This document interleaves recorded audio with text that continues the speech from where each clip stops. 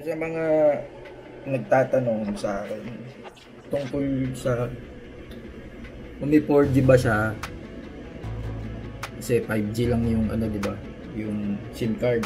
So nung nabili ko yan, 5G lang, wala siyang data na para do sa 4G. Kung nasira yung signal ng 5G, so pwede mo siyang switch, lipat sa 4G kung signal ba. Tulad kasi meron nag-comment na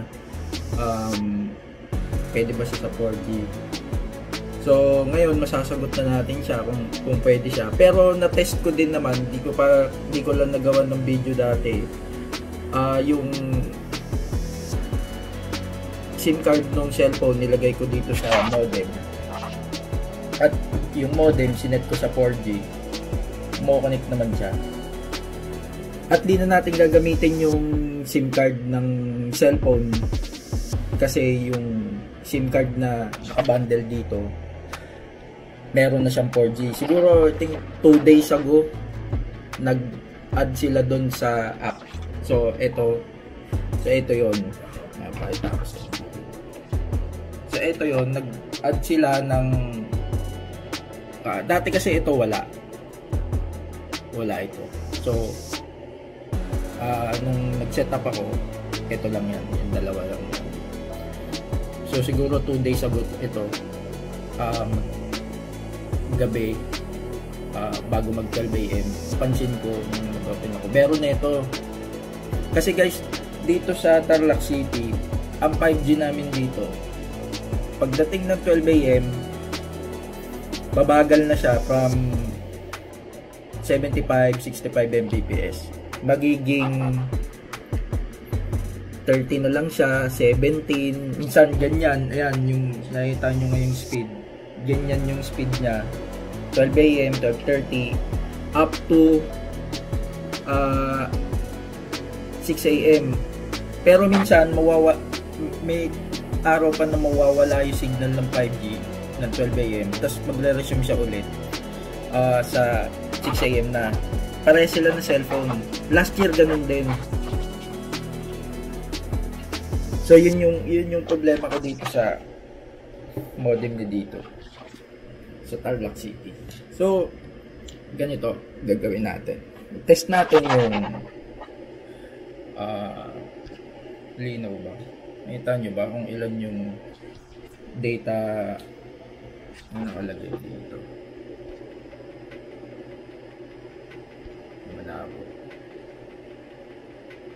Anyway, 50 gig yun, yung 50 gig yung 4G na nilagay nila dyan.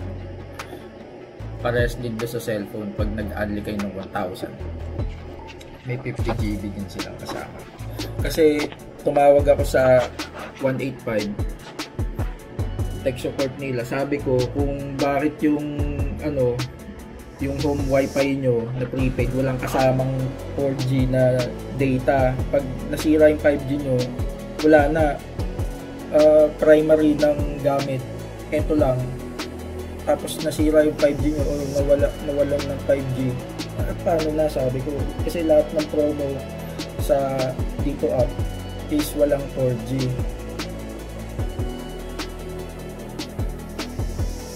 So paano pag nawalan ng 5G, dapat makapag-switch tayo sa 4G. Pero gagawin mo lang yun, papasukin mo pa dito. So sumulan natin, connect natin. Tabi muna natin yung cellphone. Ngayon ko lang ulit kahapon ginamit ko itong kasi naka-converge ako. Last month hindi ko ginamit yung converge, pinadisconnect ko yon para i-test ko to for 1 month. So ginamit ko ng 1 month gamit yung preload nila. Tapos yung cellphone ko may load din siyang 1,000. At tinest ko din kung ano ba yung mas stable gamitin. Pero dito sa report pag nag-speed test ako. So guys, ito pag nakita nyo to, ano to yung malakas na to, yung 800 liters. So kay ano to, kay Converge ko to. Ngayon nag-speed test kasi ako. Ito yung mga dati kong speed. Ito yung mga to kay Converge kasi to. Kasi pina-reconnect ko na ulit yung Converge. Wala pang 1 month. So August 30 pa to mag-expire yung load na ito. Pero simula nakuha ko to, okay sana kung consistent yung connection eh. Mga 65, 75 Mbps. Okay naman lahat ng gagawin ko sa computer. Kaya. So ito, ganito yung speed ni dito. Ito yung modem. Yan yun. Tingnan nyo yung baba nung ano. Tapos sa 12 PM yan. Ito sa 11 AM. Mga oras. Kahapon, ito ang speed nyo. Simula yan ng hanapin natin.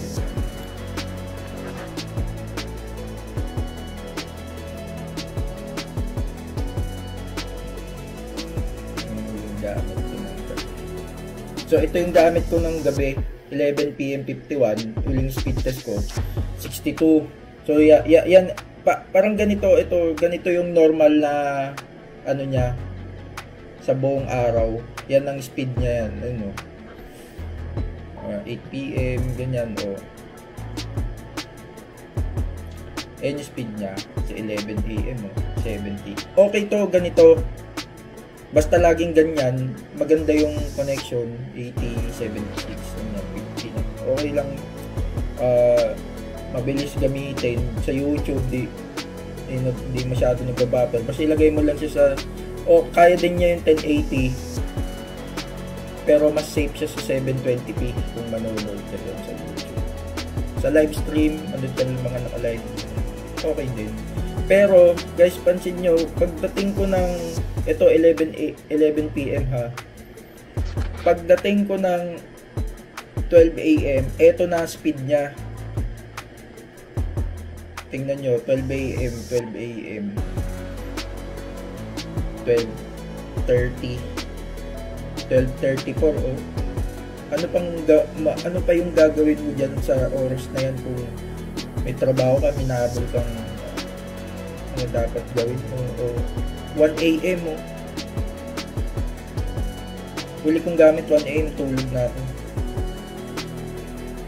Tapos ginamit ko siya ng 9 AM na magte-10 na. Tingnan niyo yung speed, 9 AM ito so yun yung mga kinumplain ko kay dito sa 185. Nakadalawang tawag sila sa akin na magkaibang araw. Ito na yung speed niya. Tapos 10 AM. Sabi nila, may inaayos daw silang tower dito. Sabi ko, last year, yung 5G nyo sa cellphone, ganyan din eh.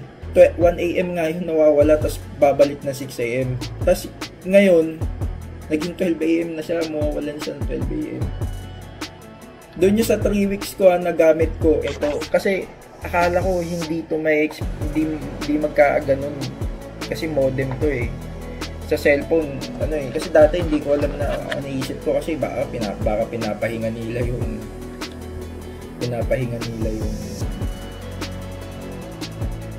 5G.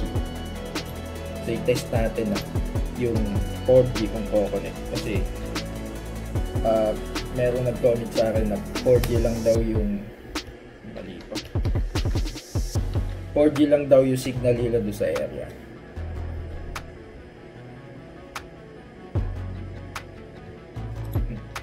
Naman. Ito yung na-consume ko. So ito. Sa network settings, pag kasi naka-default ito sa 5G only nung nabili ko to. Pero nung chinek ko to, mayroong 4G. So pwede mong ilipat. kung yung area nyo is 4G lang.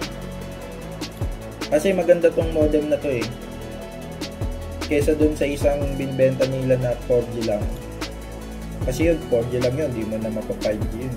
So ito maganda, pwede mo siya i-auto, pwede mo siyang i-4G. Pero kasi dati nung nawawalan ako ng signal ng 12am, wala pa kasi yung data na ano ngayon eh, yung nilagay nilang bago na 50 gig na 4G. So i-save natin yan 4G.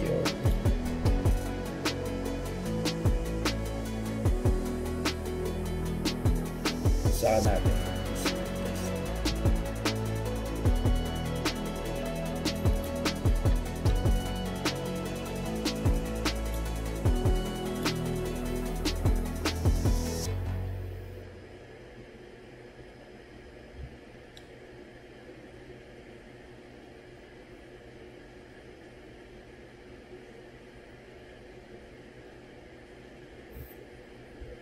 Yan ang speed niya. So, hindi ko alam kung dito lang to sa area ko, ganyan lang kabilis yung 4G niya. O baka mabilis yung 4G dyan sa area niya.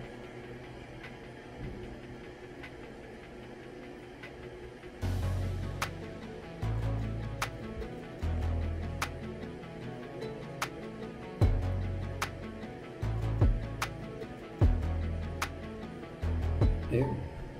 So ito yung speed niya sa 4G. So ito, naka 4G. So ito yung speed. Isa pa.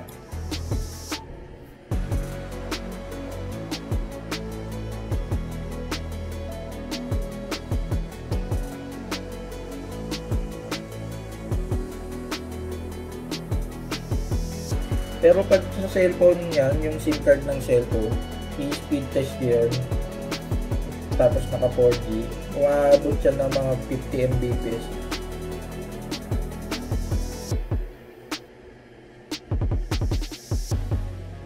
Pero sa modem, ganyan yung speed. Hindi ko alam kung ano, kasi ngayon ko lang to binuksan, kagabi pinatay ko na kasi nga kagabi meron na yung Converge, nagpa-reconnect na. Hindi ko na to ginamit kasi nawawala na nga ng internet pag 12am kasi 6am pa babalik. Pero okay siguro yun, 12am wala ng 5G, tulog ka na tapos gising ka ng 6am. Pero kasi kung sa ibang tao hindi pwede yun eh, ikaw lang ba yung gagamit ng modem? Siyempre hindi. Dapat yan, 24/7 yung 5G. Ang silbi lang ng 4G kasi kung magkaka-issue sila sa 5G, may inaayos sila within the day, sira. Maayos din ng araw na yun. Pansamantala, lipat ka ng 4G. Diba? Kasi may data na 50 gig. Pero yung 50 gig na yun, di abot yan ng isang buong araw. Kasi kahapon, kasi gabi ko na pina-reconnect yung yung Converge. 1 month ko kasi hindi ginamit yun dahil nag-order ako nito, nag-test ako, meron tong preload na 1 month.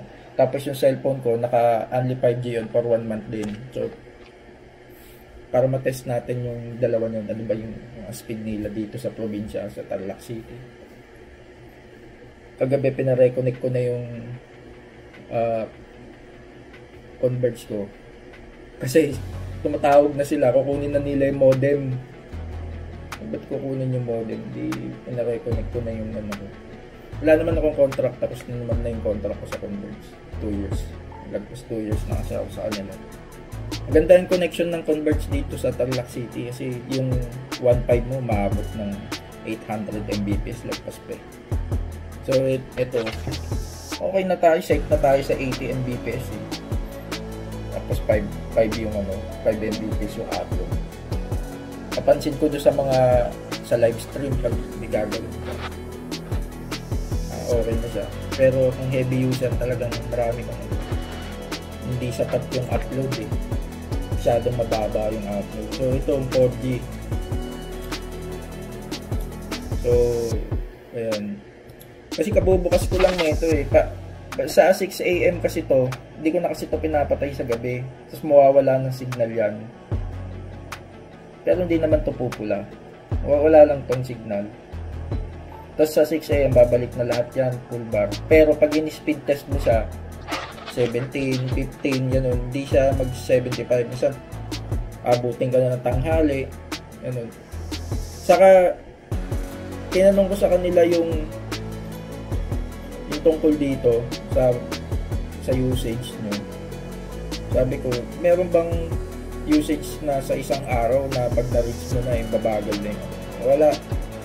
Si 185 wala siyang sinabi. Sabi ko, heavy usage ako ng araw ngayon, kahapon.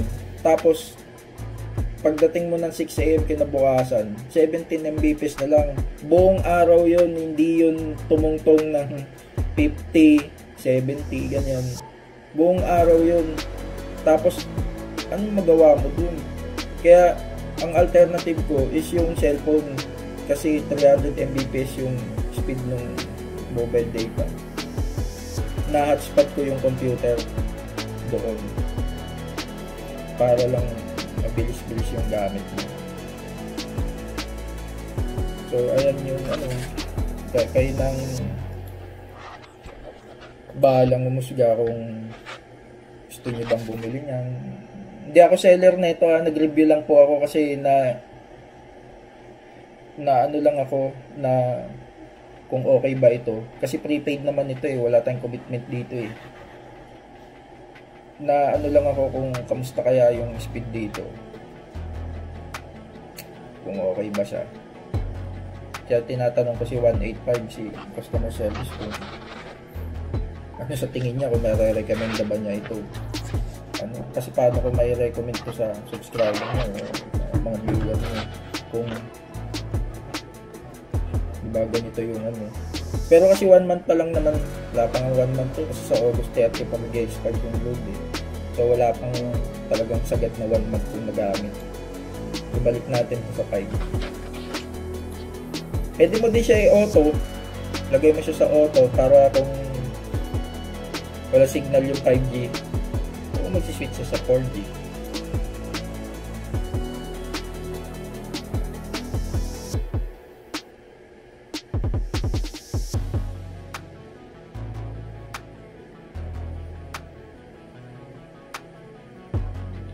Wala na to. Itong speed na to, kahapon kasi 17 Mbps lang eh. Buong araw. Kaya hindi ko na siya ginamit. Pero naka-on lang siya, naka-connect na lang na device dito, yung isang cellphone na lang. Tapos yung ibang ko sa cellphone na naka-hotspot. So ayan, 5G na to ah. 5G na siya nakakonect.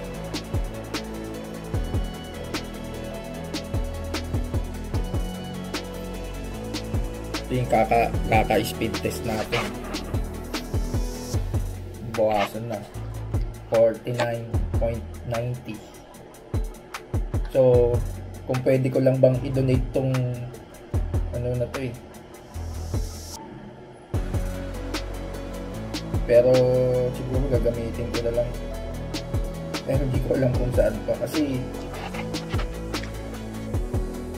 ang bagal. Sabi nila may inaayos daw sila dito. Saka yun nga yung concern, yung pinapatay nila yung 5G sa 12 AM tapos mag-resume ng 6 AM. Nabasa ko din kasi sa Reddit yung mga may nag-post doon 1 year ago, 6 months ago, na may area na pinapatay yung 5G 1 AM, tapos babalik ng 6 AM. Tapos, nabasa ko din yun sa Smart, na 3 to 4 AM naman yun, tapos pag-resume din ng 6 AM. Di ko alam kung saan lugar yun. Sa Reddit yun, kung i-search nyo lang doon yung mga tungkol dyan sa connection. Kasi sinerch ko yung dito 5G home prepaid wifi o ano ba dito dito 5G, 12 AM o 1 AM, walang 5G, gano'n. So, may mga nagko-comment doon.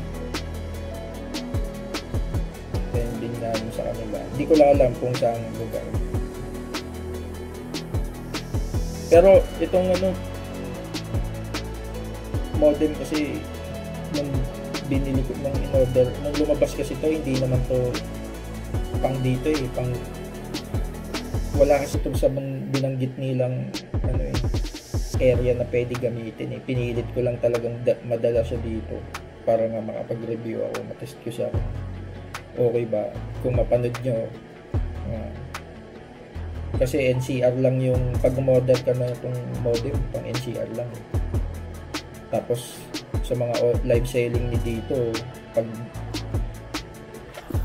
ito yung orderin mo, tatanong nila saan yung location mo, saan nakatira, pag yung area mo, na sabihin nila dito ako sa 4G, yung 4G na bili. So ayun, kayo nang bahala kung gusto niyo pa rin ba mo. Yan, may pantest na tayo. So, pwede siya sa 4G. Ayan, ulitin natin. So, nag-reset yung nag-reset yung modem. Test natin. So, 15. Yung 5G, 15 Mbps.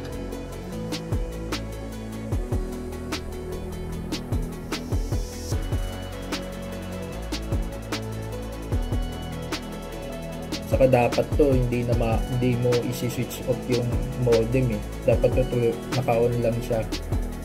Kasi merong minsan pag in-off mo tapos on mo ulit, hindi na siya babalik ng 70 o 60 ganun na speed. Giging 17 na lang ganyan. Tapos matagal pa siya recover. So ito, 4G to Yan Ilagay na lang natin to sa auto.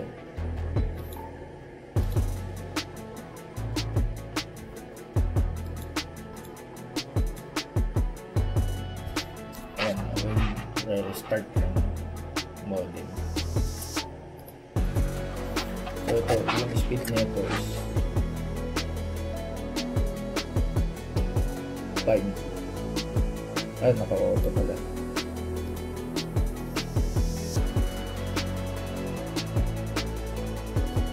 Kahit nasa sulok. Malakas pa rin yung signal niya.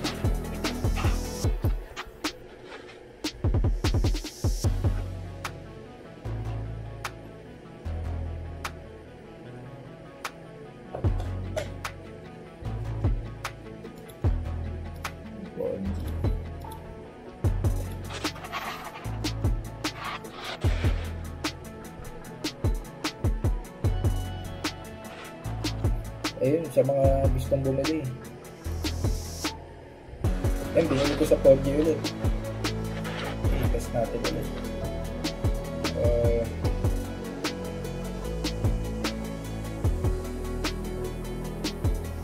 Siguro pangano ko na lang ito. Yun, pumasok. Maabot din ng 20 kaso na. Pang backup ko na lang.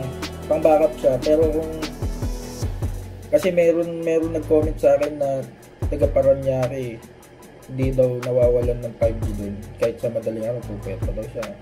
Sabi ko dito sa Tarlac City, 12 AM pinakapatay dito 5G.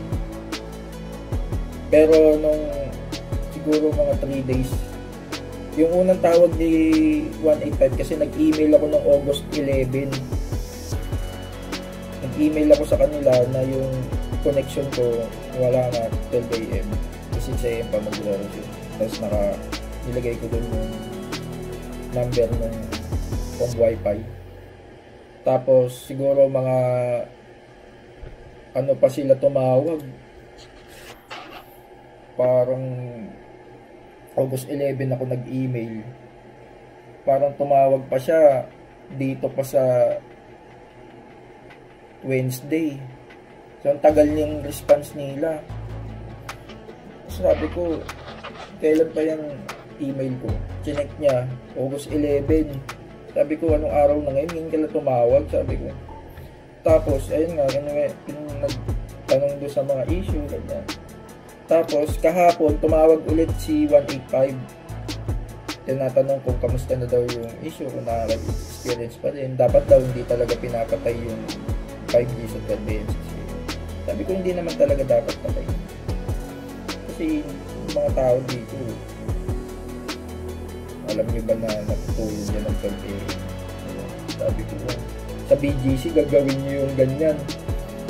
Saka sa Makati, mga high-end city, magwala yung subscriber niyo, sabi ko. Kung ganun yung gagawin nyo, papatayin nyo ng yung 5G ng 12 AM. Or kaya, bigyan nyo lang sila ng speed na ganun. Pare, sabi ko, ano ba, para mayaman, hindi nyo papatayan ng 5G. Probinsya, patayan nyo ng 5G 12 AM, di ba? Pare-pares lang naman din yan ng presyo na binabayad sa internet eh. So, tawag daw ulit. Sabi ko, mag-expired na yung ano ko eh. Mag-expired na yung load. So, hindi ko alam kung lo-loadan ko ba ulit for another month. Eh, kaso, 1 month pa lang eh. Ganyan yung speed.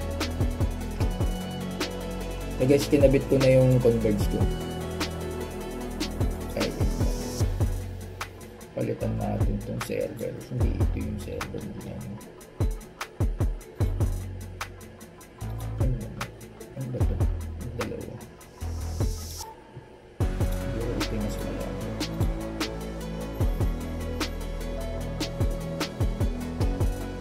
Yan si Converge. So, pang-backup lang talaga yan kay dito. So, Converge to yung internet. Pinareconnect ko na kasi hindi ito sasapat. Kailangan pa siguro itong mag-improve yung stability ng ano. Pero sa cellphone kasi stable yung 350 Mbps eh. Tapos yung upload niya 10 ganyan. Stable. Pero pag i-hotspot mo na sa cellphone, iiba na, maramdaman mo na yung bakit mabagal yung 300. Hindi ko alam sa inyo, ano ba, mabilis ba sa inyo? Comment nyo na lang sa video na to. So, ayun, sana nakatulong tong video natin ulit. May text pala to kanina. Nakaka-receive din pala dito.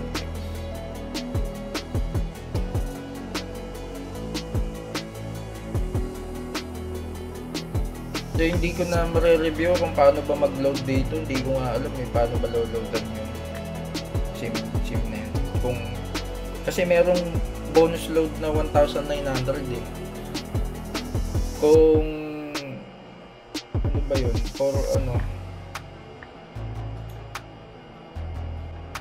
For 11 months ata yun. Hindi ko sure pero hindi ko alam nga kung mag-load ka ba dito kasi meron siyang 790 na 1 month eh. Hindi ko alam kung 600 lang ba yung ilo-load mo tapos yung 190 na yun idadagdag na nila doon. Hindi ko alam. Hindi ko pa alam kung paano mag-load kasi baka hindi ko na to i-renew mag-load sa for next month kasi may na-reconnect ko na yung Converge eh. Kayo na po yung bahala na mag-decide. Sa nagtatanong pala kung may pang-unlock ako, wala po akong pang-unlock. Nag-review lang po ako. Hindi ko alam kung kung may nakapag-unlock na ba nito.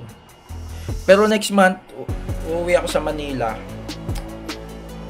Pupunta akong Green Hills. I-check ko doon kung nag-a-unlock na ba nito? Tanong lang natin. Kung meron, alamin din natin yung presyo, pero hindi ko pa siya ipapa-unlock.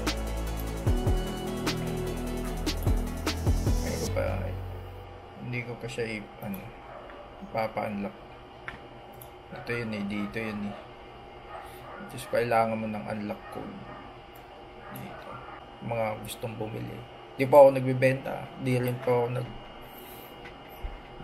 sponsor tong video natin. I-review ko lang kasi bago lang, para yung mga makakapanood malaman nila na pwede pala sa 4G.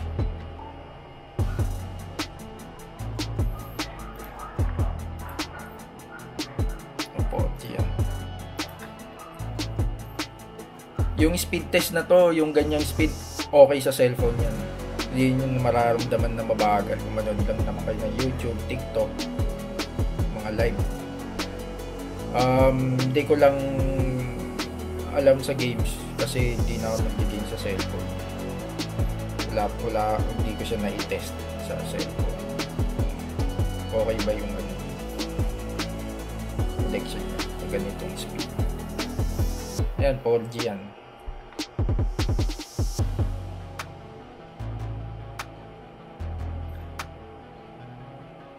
So, salamat sa panonood. So, kayo na ibahala kung gusto nyo ba. Kung yung area nyo is talagang pang data lang, hindi kayo makakabitan ng ito maganda to kasi wala nang ikakabit na wire sa labas, saka pwede mo pandalin to. Kaya lang mas maganda, tingin pa kayo ng ibang modem, or mas maganda kasi talaga maka-open line to kasi baka doon sa area nyo merong ibang mabilis na 4G na SIM, may ibang diba, smart globe ba yan, diba? Ano yung magandang signal ng 4G dun. Pero ang maganda dito kasi pwede kang mag 4G, pwede kang mag 5G, diba? Tagalan mag-improve din yan si dito kasi bago pa tong modem. Nakalak lang siya sa 100 Mbps, di pa nga umabot ng 100 pagka maganda yung connection niya, 75. Ganun lang yung speed eh. Ganyan nyo sa 12 AM ganyan yung speed nyo, magpupuyat kayo ganyan, tulog nyo na lang.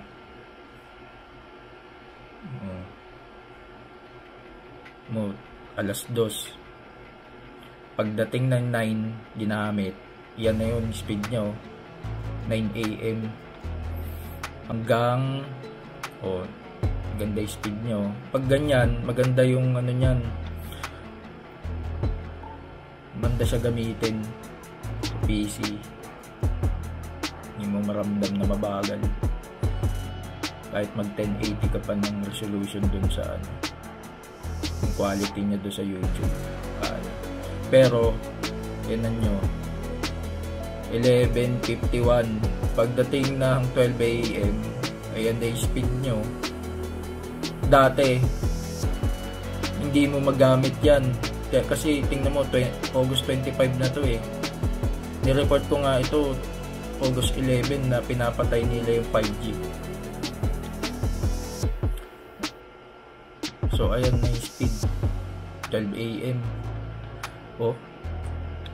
Tapos pagbalik ng hanggang 1 AM, pagbalik ng 9 AM ulit na ginamit ko, ayan na lang yung speed nyo, 4 Mbps, 0 17.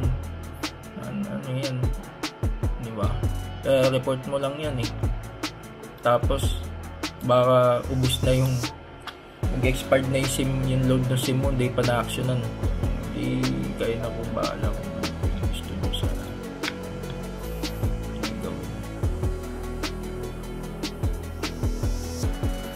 so yun lang. Maraming pong salamat sa panonood. like nyo po itong video kung nakatulong sa inyo. Subscribe na din kayo kung maka-update kayo sa susunod ko pang i-upload na video. Marami pong salamat ulit.